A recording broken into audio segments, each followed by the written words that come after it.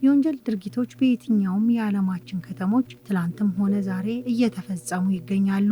የወንጀል አፈጻጸም አይነታቸው ይለያይ እንጂ በተለያዩ ቦታዎች ለሚከሰቱ የወንጀል ድርጊቶች የተለያዩ መነሻ ምክንያቶች ያላቸው መሆናቸው የሚታወቅ ቢሆንም በተለይም በአሁን ሰዓት የመኪና ስርቆት ወንጀሎች እየተስተዋሉ ይገኛሉ።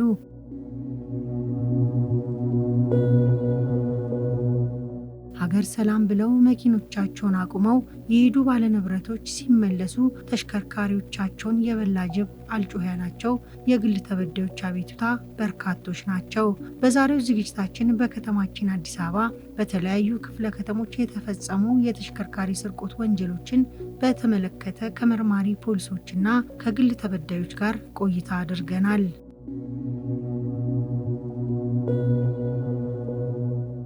መኪኖቻቸው የጠፋባቸው የግል ተበዳዮች ተሽከርካሪዎቻቸውን አቁመው በስራ የደከመ አእምሮንና አካላቸውን ለማሳረፍ፣ ጉዳይ ያላቸው ደግሞ ጉዳያቸውን ጨርሰው ወደ መኪኖቻቸው ሲመለሱ ካቆሙበት ቦታ በማጣታቸው በአቅራቢያቸው ላለ ፖሊስ ጣቢያ ሪፖርት አድርገዋል። ቀን ስራ ውዬ ማታ ማሳደሪያ ቦታ አሳደርኩና ጠዋት እንደለመድኩት ስነሳ ወደዛ ልሄድ ሳይ መኪናው የለም፣ ጥበቃዎቹም በቦታ ላይ ነበሩ።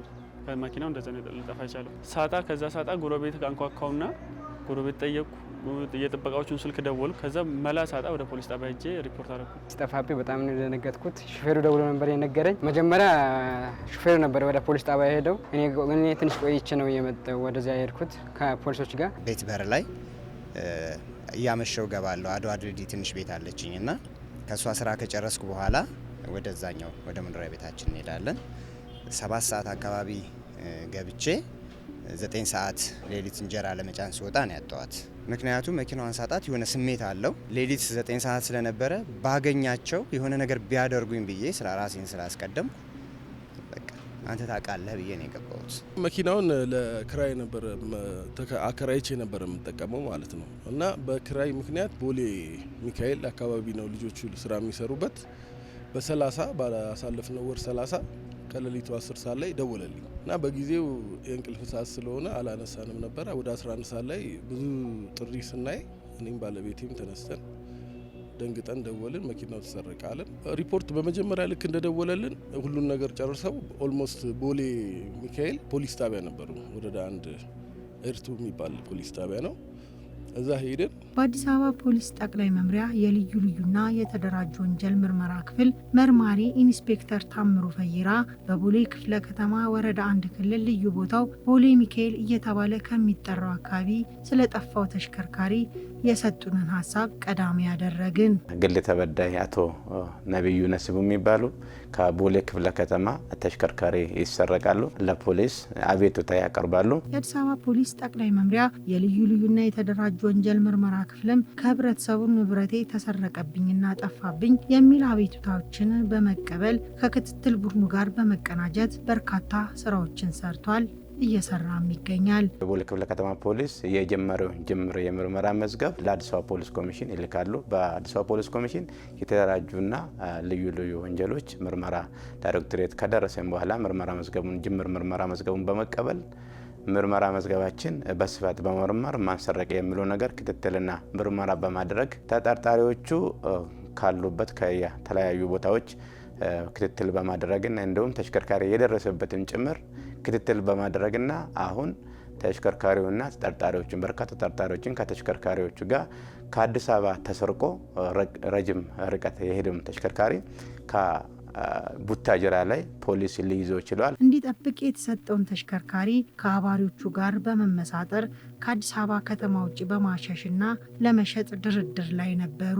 በድርድር ላይ የተገኘ ነው እንጂ ወደ ገንዘብ አልተቀየረም። ፖሊስ በፍጥነት ምርመራውን በማጠናቀቅና ክትትል በማድረግ ተሽከርካሪ ላይ በአፋጣኝ ሁኔታ የደረሰበት በመሆኑ ተሽከርካሪ ተሽጦ ሌላ ሰው እጅ ሳይገባ ነው ፖሊስ ሊቆጣጠረው የቻለው። በሰዓታት ውስጥ ያቆሙትን ተሽከርካሪ ካጡት የግል ተበዳዮች አንዱ አቶ ነብዩ ነሲቡ ይገኙበታል። መኪናቸውን አከራይተው በሚመጣው ገንዘብ ነው ኑሯቸውን የሚመሩት፣ ልጆቻቸውንም የሚያሳድጉት። በወቅቱ የነበረውን ሁኔታ አጫወቱን። ቤት የምንከፍልበት ክራይ በሱ ነው። ልጆች 2 ልጆች አሉኝ፣ የማስተምረው በሱ ነው። አይናችን ነው የአራታችንም አይኔ ባለቤቴ እኔም የልጆቼ ማለት ነው። መንገድ ላይ ማሳደሪያ እያስከፈሉ የሚያሳድሩ አሉ አይደል? እዛ ነው የሚያድረው። ለ2 ዓመት ከ4 ወሩ ነው ልጁ አሁን መኪናውን ካከራዩት። ምንም ቁልፍ እንኳን ጠፍቶበት አያውቅም ልጁ። እኔ ያከራየሁት ልጅ በጣም ጥሩ ልጅ ነው። በጣም በባህሪውም በምኑ ሁሉ ነገሩ ጥሩ ነው። የኔና የሱ ግንኙነት ጥሩ ነው። የሚያሳድርበት ቦታ ኦልሞስት ያን ሁሉ አመት ሲያሳድር መኪናም ጠፍቶ አያውቅም። ከ50 ከ60 መኪና በላዮች እንትን ይላሉ። የዛን ቀን ግን ሰውየው ኦልሞስት እንቅልፍ ተኛው ነው የሚለው። እንቅልፍ ወሰደኝ ነው የሚለው። ያለው ሞመንት ሌሊቱን ሙሉ አዳር በቃ አዳር አይደለም። እኔም ሳም አልተኛንም። ቁጭ ብለን ነው ያልነው። ምንድን ነው የሚደረገው ከዚህ በኋላ? ይሄ ነገር ቢቆይ የሚቀጥለውን የቤት ኪራይ መክፈያ የለም። ስለዚህ ምንድን ነው የምናደርገው የሚለውን ተወያየን። ኦልሞስት ነጋ በዩ ቁጭ ብለን አንድን ንብረት ለማፍራት በርካታ ውጣ ውረዶችን በማሳለፍ ነው ተስፋ የተጣለበትና መተዳደሪያ ነው የተባለው ንብረት ሲጠፋ ደግሞ እጅግ ልብ ይሰብራል። በጣም ከባድ ነው። ውጣ ውረድ አለው ያለምንም ድጋፍ። አንዳንዴም የሰው ድጋፍም ወንድሜም ድጋፍ አድርጎልኛል። ይህ መኪና እንትን ለማለት በታላቅ ወንድም አለኝ። በሱም ድጋፍ እኔም ትንሽ ባፈራሁት ነገር አድርጌ ነውና የሰውም ወንድሜም ቢሆን የሰው ፊትም አይቼ ነው ያገኘሁት። በተያዙት ተጠርጣሪዎች ላይ የምርመራ መዝገብ በማደራጀትና በማጠናቀቅ ለሚመለከተው የፍትህ አካል መላካቸውን ኢንስፔክተር ታምሩ ፈየራ ይገልጻሉ። ምርመራን ከመጀመሪያው ጀምሮ ክፍሉ አቃቤ ሕግ ከፖሊስ ጋር በጋራ በማሳተፍና በመስራት ምርመራ መዝገቦችን ከስር በማየትና አቅጣጫዎችን ጭምር ከፖሊስ ጋር እየተወያዩበት ዲስከስ እያደረገ ምርመራ መዝገቡን በማጣራት ለክፍሉ አቃቤ ሕግ በመላክ ተጠርጣሪዎች ላይ የተጀመረው ምርመራ ውሳኔ የማሰጠት ስራ በሂደት ላይ ይገኛል። በከተማችን አዲስ አበባ በተለያዩ የስራ መስክ ላይ በመሰማራት የራስንና የሀገርን የወደፊት ራዕይ በማየት ለስራ የሚጥሩ እጆች ከእለት ወደ እለት ቁጥራቸው ጨምሮ በመስራት ላይ ይገኛሉ። ከዚህ በተቃራኒው ደግሞ ይህንን ድካምና ልፋት ወደ ጎን በመተው ሰው ለፍቶና ግሮ ያፈራውን ሀብትና ንብረት እንደ ራስ ንብረት በመቁጠር ከቆመበት ሰርቆ በመውሰድ የሚሰወሩ ግለሰቦችም አልጠፉም።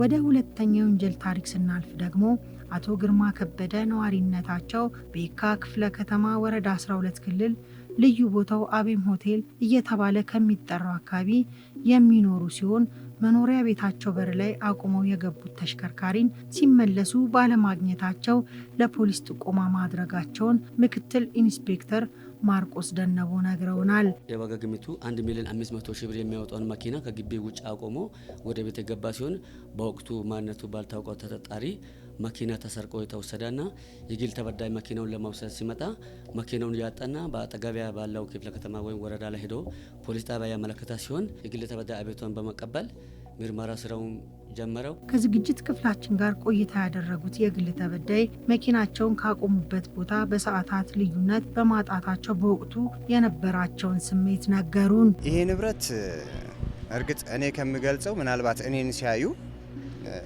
የፒያሳ 4 ኪሎ ካዛንቺስ አቧሬ ህዝብ በስራ ሰዓት ያውቁታል እንዴት እንደመጣ ማለት ነው። ይሄ መኪና የመጣው በጀርባዬ ቺፕስ ሽጬ እያዞርኩ ቺፕስ ሽጬ ነው። በአዲስ አበባ ዙሪያ በጣም ብዙ ለፍቼበት ነው የመጣው። በጣም መስዋዕት ከፍለንበታል። እኔ ባለቤቴ፣ ልጆቼ።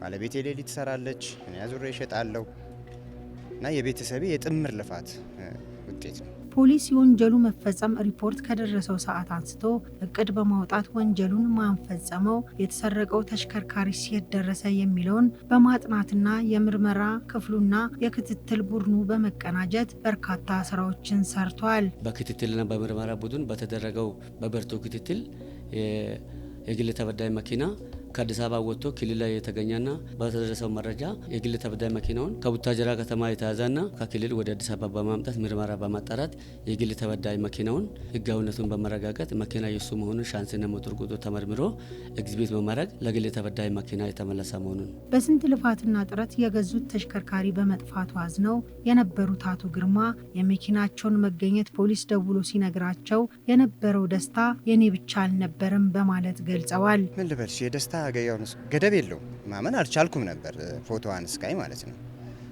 ከኔ የበለጠ ግን የእውነት ነው የምነግርሽ የአካባቢው ሰው ደስታ ከኔና ከቤተሰቤ በላይ ነው የእውነት። በተያዙት ተጠርጣሪ ግለሰቦች ላይ የምርመራ መዝገብ በማደራጀትና በማጠናቀቅ ለሚመለከተው የፍትህ አካል በመላክ ውሳኔ ለማሰጠት በዝግጅት ላይ መሆናቸውን ምክትል ኢንስፔክተር ማርቆስ ተናግረዋል። ወደ ሶስተኛው የተሽከርካሪ ስርቆት ስናልፍ የወንጀል ድርጊቱ የተፈጸመው በለሚኩራ ክፍለ ከተማ ወረዳ 8 ክልል ልዩ ቦታው ፊጋ ወረዳ 8 አስተዳደር ፊት ለፊት ነው። ምክትል ኢንስፔክተር ማርቆስ ደነቦ ስለ መኪናው ስርቆት ወንጀሉን በተመለከተ ይህንን አሉን። 2 ሚሊዮን 200 ሺህ ብር የሚያወጣውን መኪና አሽከርካሪው መኪና ማሳደሪያ ላይ አቆሞ ወደ ቤት የገባ ሲሆን በተመሳሳይ ቁልፍ መኪናውን ከቆመበት ቦታ ሰርቆ የወሰዱና ምርመራ ላይ ያሉ መሆኑ ጨለማን ተገን በማድረግ ተሽከርካሪን ሰርቀው የተሰወሩት ተጠርጣሪ ግለሰቦች ከነ ተሽከርካሪያቸው የመያዝ ስራ ተሰርቷል። ብዛታቸው 5 የሚሆኑ ተጠርጣሪዎች ሌሊት ክፍለ ጊዜ ላይ መኪናውን ለመውሰድ ሲመጡ ፖሊስ ወንጀል መከላከል ላይ የተሰማራው ፖሊስ አባሎች ፓትሮል እያደረጉ እያሉ ተጠርጣሪዎቹ መጡና መኪናውን ሊያነሱ ሲል የተሰማሩ ለምንድነው የማን ነው በመባል መኪናውንና ሰዎቹን ለማጣራት በያዙት በጠየቁት መሰረት ተጠርጣሪዎችና ተሽከርካሪ የተያዘና ምርመራ ላይ ያለ መሆኑ ነው። የተሽከርካሪው አሽከርካሪ ወጣት ኖላዊ ስጦታውና የመኪናው ባለቤት አቶ ደሳለኝ አስማማው ተሽከርካሪው በመጥፋቱ ድንጋጤ ውስጥ ገብተው እንደነበርና ተሽከርካሪው ተገኘ ሲባል ደግሞ የነበራቸውን ደስታ ገልጸዋል። በጣም ነው የደነገጥኩት። ልክ ሳጣ በቃ ምን እንደማደርግ ግራ ገባኝ። በድንጋጤ ነው ወደ ፖሊስ ጣቢያ ሮጬ ሄድኩት። መላም ማገኘው ከዛ ነው ብዬ በማሰብ ወደዛ ነው ሄድኩት። ልፋትሽን በአንድ ደቂቃ ባልተጠበቅሽበት ጊዜ ስታጭ ደግሞ በጣም ጥሩ ስሜት አይሰማሽም? በቃ ሀዘን በይውን ሰው እንደሞተብሽ ቁጠሪ። በቃ ትልቅ ነገር ነው። ሞባይል ሲጠፋ ራሱ ስሜት እንደሚሰማኝ የታወቀ ነው። እንኳን መኪና አይደለም። እቺ መኪና ደግሞ የዕለት ጉርሳችን ናት። የኔ ብቻም አይደለም የቤተሰቤ ነው። ስለሆነ በጣም ሀዘን ተሰምቶኛል። ሲገኝ ያው በጣም ነው ደስ ያለኝ። እኔ አልጠበቅኩም እንደዚህ ያውም መኪና ተሰርቆ በዚህ ፍጥነት ይገኛል ብዬ አልጠበቅኩም። አንድም በወሬም እንደምናውቀው መኪና ሲሰረቅ ይበታተናል፣ ሞተሩ ቻንሲ ምናምን ወላልቆ ይሸጣል በሚለው በጣም ትልቅ ስጋት ውስጥ ነበርኩ። አንድም ከአዲስ አበባ ከወጣም ደግሞ ወደ ክፍለ ሀገር ወደ ክልሎች ከሄድ አይገኝም በሚል ስጋት ውስጥ ነበር። ሲገኝ ፈጣሪ የተመሰገነ። በጣም ነው ደስ ያለኝ። ሲገኝ በቃ በጣም ደስ ያለኝ ተንቀጠቀጥኩ ነው ራሱ በጣም በደስታ ምክንያት። ተጠርጣሪዎቹ የፈጸሙት የወንጀል ድርጊት እንዳይታወቅባቸው የተሰረቁትን ተሽከርካሪዎች ከአዲስ አበባ ክልል ውጪ በማውጣት ሊሸጡት በመደራደር ላይ እንደነበሩና የተሽከርካሪ ታርጋ ሁሉ እስከ መቀየር ደርሰዋል። ሰው የደከመበትን ከመመኘት በራስ ላብና ጉልበት ሰርቶ የሚገኝ ንብረት እንደሚያስደስት ማወቅ ይኖርባቸዋል። የሰው ነገር የሰው ነውና የዕለት ጥቅም ለማሳደር ካልሆነ በስተቀር ዘላቂ ጥቅም ፈላጊ ወንጀለኛ የለም። ለምን እንደሚያዝም ያውቀዋል። የጊዜ ጉዳይ ነው። ግን አሁን ወንጀል ፈጻሚዎቹ ትንሽ ማስተዋል የሚያቅታቸው ብዬ የማስበው የጠፋው ሰው እንባ፣ የጠፋው ሰው ሲቃ ቢገባቸው ያ ሰው እንዴት ለፍቶ እንዳመጣው ያ ንብረቱ ሲወሰድ ደግሞ ምን ያክል ተስፋ መቁረጥ እንደሚያጋጥመው ቢረዱ እርግጠኛ ነኝ ወደ ወንጀል የመሰማራት እድላቸው ይቀንሳል ብዬ አስባለሁ። የራስን ጥቅም ባያስቀድሙ። መኪና ገዝተው ስራ የሚሰራው ሰው ለማደግ ነው፣ ሌላ ለምንም አይደለም። መኖሪያ ነው እንጂ ትልቅ ንብረት ሆኖ አይደለም። ማስተዳደር ልጆች ማሳደጊያ ነው። በቃ አለቀ። ሌላ ምንም እንትን የለም። ያ ተወሰደ ደግሞ ማለት ሁለት አይንሽን ያጠፉት እንደማለት ነው። ልጆች በቃ አይማሩም። እኛ ሜዳ ላይ መውደቅ እንደማለት ነው። የሰውን ላብ የሰውን ገንዘብ የምትፈልጉት እባካችሁ እላችኋለሁ። እባካችሁ በትንሽም ቢሆን በራሳችሁ ላብ ሰርታችሁ ተጠቀሙ።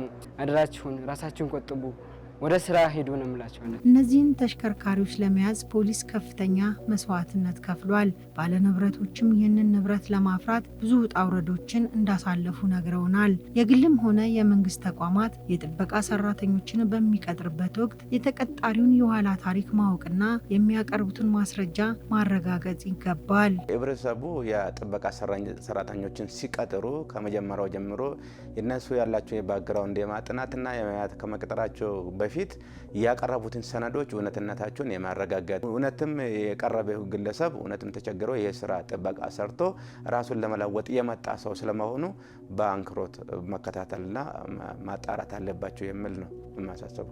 አልተጠነቀቅኩም የእውነት እና ማንኛውም ህብረተሰብ ንብረት ያለው አነሰም በዛም ሳይል የራሱ ጥንቃቄ ቢወስድ የራሱ ጥንቃቄ ወስዶ ከአቅም በላይ ለሆነ ነገር ምንም ማድረግ አይቻልም። ግን ቅድሚያ የራሳችን ጥንቃቄና የራሳችን ጥበቃ ቢቀድም ፖሊስንም ከስራ ጫና እናቃልለታለን። እኛም ጠፍቶ አንጎዳም ብዬ አስባለሁ።